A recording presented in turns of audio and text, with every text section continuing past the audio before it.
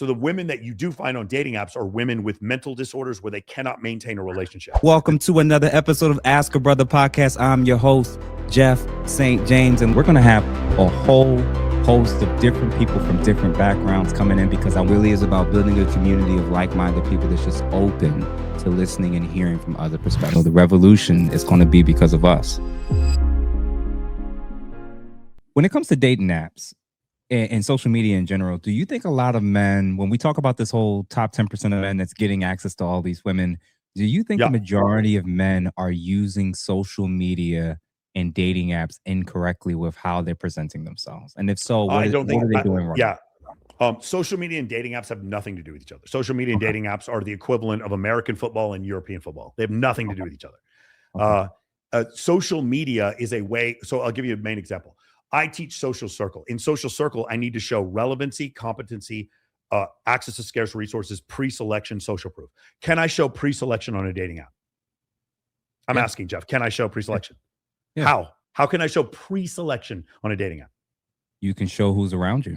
You can show a dating app. On a dating app, it's just pictures of me with my shirt off.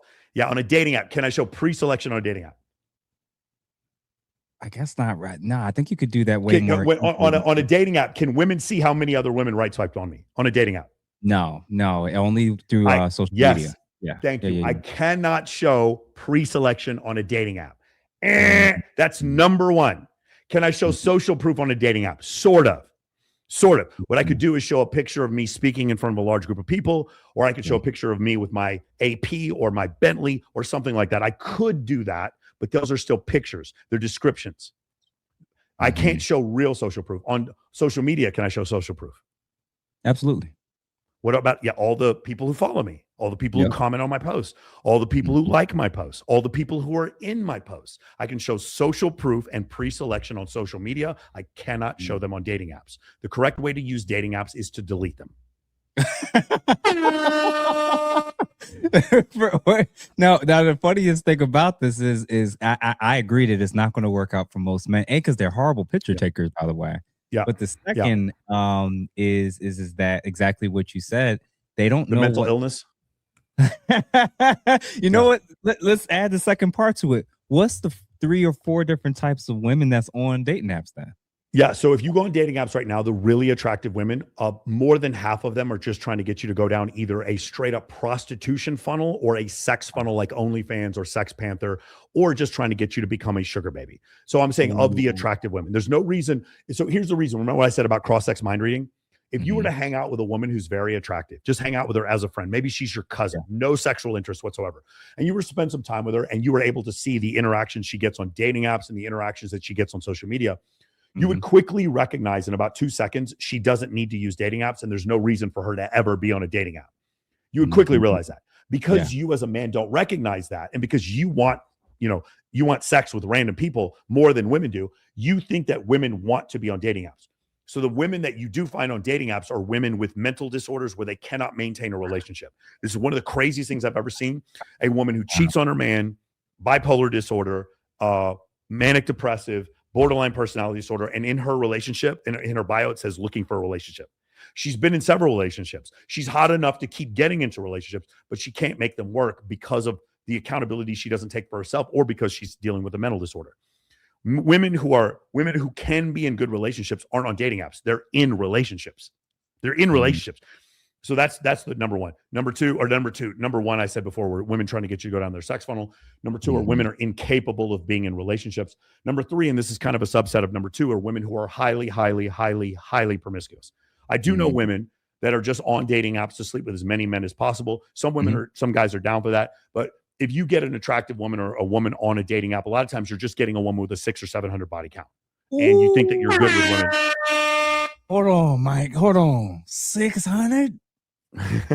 7? Oh, because again, are you saying this through the say 60 or 70 body count? 60 or 70 body. How about that? Hold on. Are you saying this through the lens of being a Vegas guy at this point and seeing it all? Or are you saying like just in general? I'm doing this to the point of the women I know who are on dating apps. They generally be older, extremely sexually promiscuous. Those are the women I say, yeah, I'm on dating apps all the time. Like I have one female friend of mine. She's like an escort. And she's literally an escort. And she comments on there. She goes, the shit you're saying about dating apps isn't right at all. I'm just looking for a good man. And I wanted to write back, you're an escort. Like, I wanted to say that.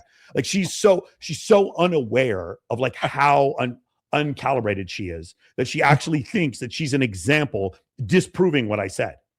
So the different types, what you're going to find on dating apps are women with mental disorders. You're going to find women who are trying to get you to go down their sex funnel. You're going to find women who are incapable of being in a relationship. And then the last type of girl is a good woman, but she's just older and she has a lot of kids and she's having a hard time dating. She ends up meeting these guys, and then the guys see all the baggage that comes with her. And she's a great person. There's nothing wrong with her. She just had a marriage. It didn't work out. And she's got 3 kids. And the guy's just like, I'm not going to stick around for this. And so because of that, that's the 4th type of woman that you get. And if you guys are into that, I know a lot of guys who are in happy relationships with single moms. I'm not. And so if that's something you want, then that could work for you. But that's what you tend to find in these situations. Yeah, man. I think that the dating apps are no different than going to modern day churches. Same group, same. So you've covered this. Yeah, you've covered this. The incredible misinformation by the church that you're supposed to come to the church to meet a good woman. It's incredible that we, like, literally someone needs to just go do some data on those things and just use GSS data for churchgoers. And you're going to find that women have a higher you're going to find that women have a higher body count than men in youth groups. I can almost guarantee you can, because what's happening, what's happening in the church for young adults or like, let's just say singles under 30 is you're going to find is that the men who are in there because they followed the Bible. And so they just didn't have sex with a bunch of women. The women are in there because they didn't follow the Bible. They went and had their exploration, and then they want their absolution. So they're coming back to the church. So what you're doing is the church is now meshing up a guy who's been with no one, and he's a 25-year-old virgin, with a 27-year-old woman who's extremely sexually experienced. That's what the church has done. I don't know which Bible you've read, but the one I read says in the book of Luke, he who puts his hand to the plow while looking back is not fit for the kingdom of God. The Bible does not ask you to be ignorant. The Bible does not tell you to not know how women are. The Bible talks to you about Samson and Delilah. The Bible tells you about King Solomon praying for wisdom. The Bible does not tell you to sit there and be ignorant and just say, well, I married a porn star, but if I pray enough, then all the GSS data that says she's going to cheat on me, that won't matter. That won't count for me. Man, I want to do an episode on the feminization of the church, and I'm probably going to invite you and a bunch of the guys to kind of come through if y'all can, or even do a panel discussion on it. Because if people want to argue me down, first of all, I grew up in it, and I know what I saw with the youth groups and the seminars and the whole nine. Guys, please understand, there's Christ, there's the church, and then there's the Christians. Those are 3 different things. I am not faulting Christ because women are doing this. I'm faulting the church who keeps trying to get more women to come into their congregation. And the way they do so, because they're not going to offer you money, what do they offer you? Absolution. Body count, 0. Come on back into the church. Body count, 0. Born again virgin. And the women hear that and they're like, yes.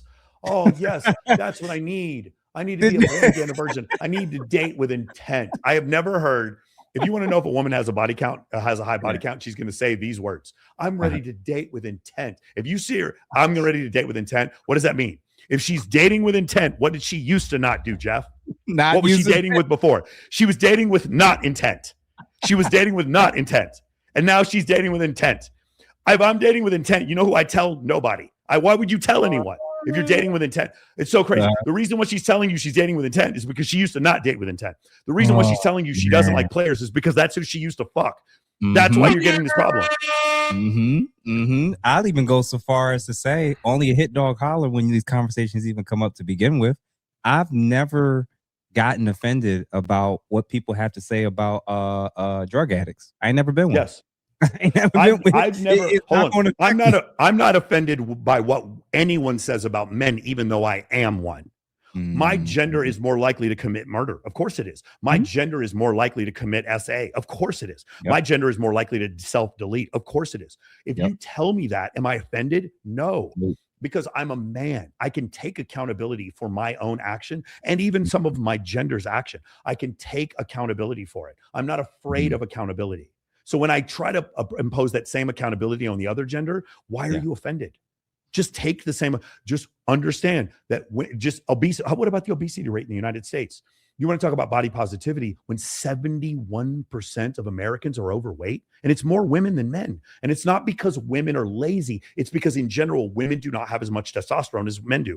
Testosterone helps you helps with protein synthesis, which causes you to build bigger muscles. The bigger muscles cause you to burn more fat. It's easier for men to have a lower body fat percentage than women do. That's all it is. It's just Darwinism. I'm not blaming women for being overweight, but I am pointing out that they tend to be more so than men. That's it.